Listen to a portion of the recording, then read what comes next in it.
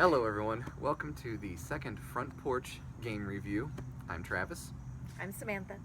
and today we are reviewing Alpha Bandits. This was a Kickstarter game. Signed box. Right, Kickstarter game. That's why our copy is signed. I'm pretty sure you can actually get these at Barnes & Noble, so it's big box retailer kind of place. So Alpha Bandits is a word game similar to Bananagrams, but think of it as aggressive Bananagrams.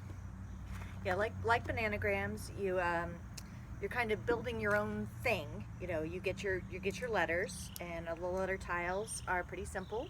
There's pink on one side and blue on the other.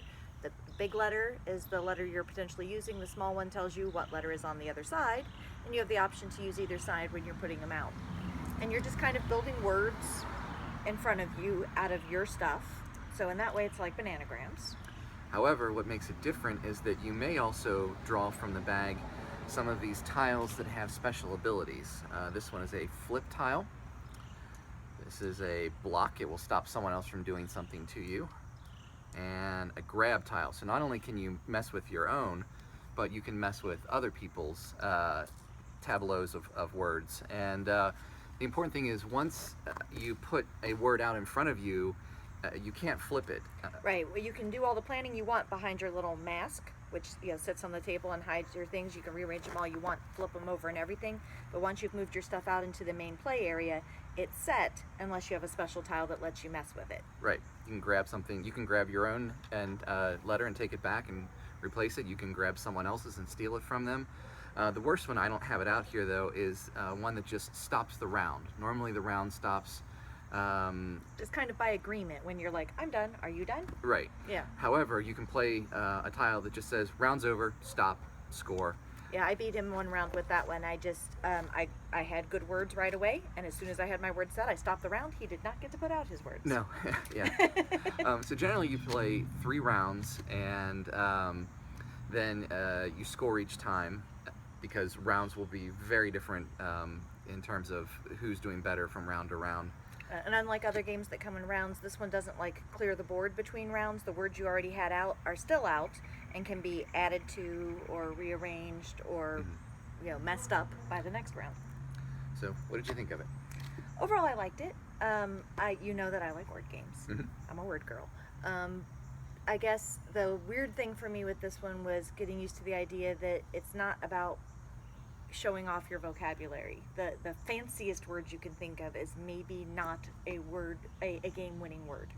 Right. Sometimes it's actually about flexibility. It's about what words can I put out that if it gets messed with, I can quickly rearrange what I've got out in front of me, because when they're out there you can't take them back, but you can reconfigure them.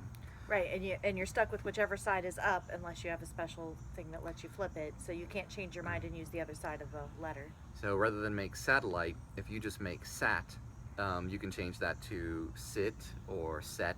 Sought. Or sought. Or you rearrange it when you add other things and make it stew, So you have to think different. The other thing for me was the first game we played, I wasn't really thinking about that there's different letters on either side. I was just using the side that was in front of me. However you drew them, set them down. That's what I was thinking. And so that wasn't too bad. In the second game, I really tried to think about, I've got a T on this side, but a W on that side.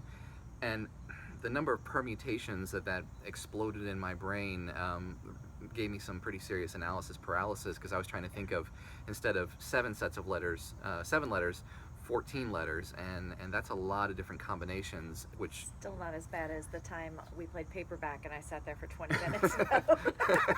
That's true. That turned analysis paralysis. But that turned into a co-op game, where yes. we were all trying to figure out what you could do. So yeah, I liked it too. I think it's a pretty good game in terms of being adjustable. You can only think about the letters that are face up. You can think about both sides. You can go for aggressive moves. You can just try to get the best word out there and end the round. We haven't played it with our children yet, but I think that we could play it with, our 16-year-old can play anything she wants, but our 9-year-old, I think, could also play it, because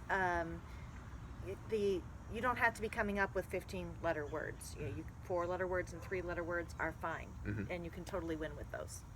That said, you need to make sure that the people you play with are of the same level of aggressiveness that you are. Because, like, if we were playing with our 9-year-old and we suddenly took the letter that was part of her largest word and then ended the round, that would not go over well. No, not really. So you have to make sure that the players are okay with whatever level of aggressiveness you set. So, any other thoughts?